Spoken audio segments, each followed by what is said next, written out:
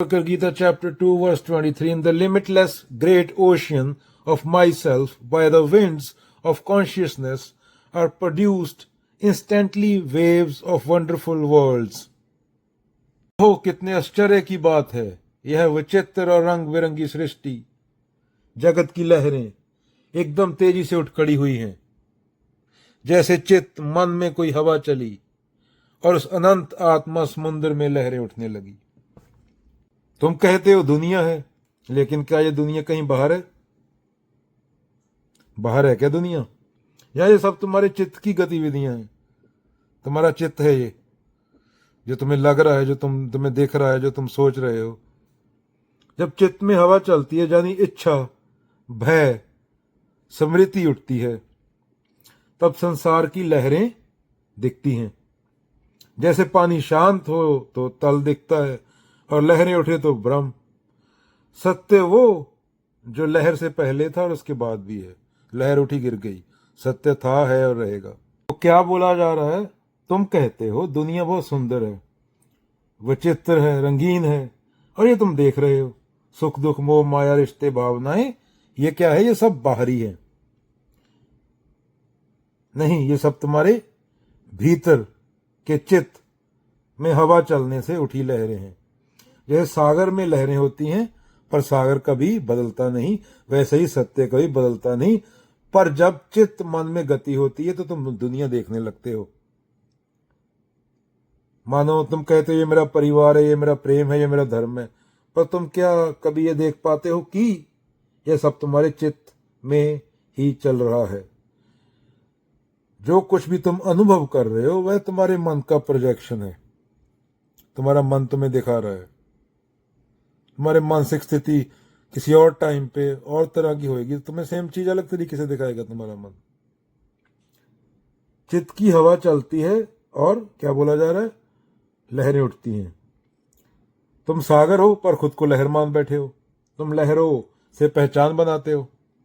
तुम कहते हो मैं हिंदू हूं, मैं इसका बेटा हूं, मैं सफल आदमी हूं, मैं नकारा हूं, पर ये सब क्या है? लहरें, अस्थाई। सागर को किसको बोला गया? वह जो सब देख रहा है, जो हमेशा है, वह असल में तुम हो। सुंदरता और विचित्रता भी बंधन है।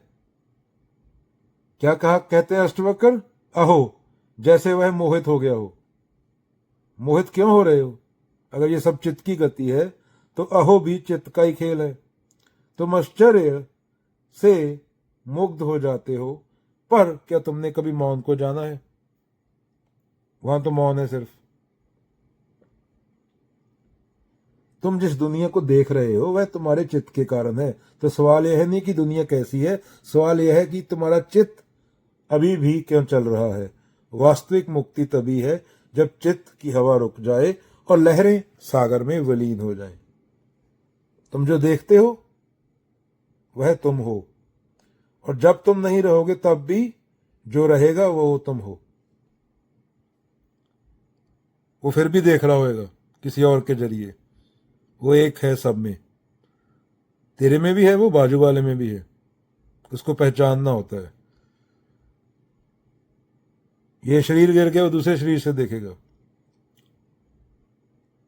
मान लो एक बार एक अनु नाम की बच्ची पहाड़ों में घूमने गई। वहां एक झील थी, बिल्कुल शांत साफ, जैसी पहाड़ों में होती है। बच्चे करते हैं, झील में झांकेंगे। उसे बादल, पेड़, खुद का चेहरा, सब कुछ झील में देखा। अनु खुश हो गई, झील तो सारा संसार दिखा रही है। तभी हवा चली, झील हिल गई, चेहरा और पेड़ सब टूट फूट कर तिरछे हो गए। अनु डर गई। वही एक बूढ़ा साधु बैठा था मुस्कुराता। उसने कहा, जब झील हिली नहीं थी तब क्या था? सब साफ था, जैसे हवाई झील में। तो क्या हुआ? झील में ही जो संसार देख रहा था बिगड़ गया। झील वही थी, पर तुमने जो देखा वो बदल गया। तो अनु क्या पूछती है, तो ये गड़बड़ नहीं थी क्या? मेरा देखना हिल गया था। तो साधु क्या बोला?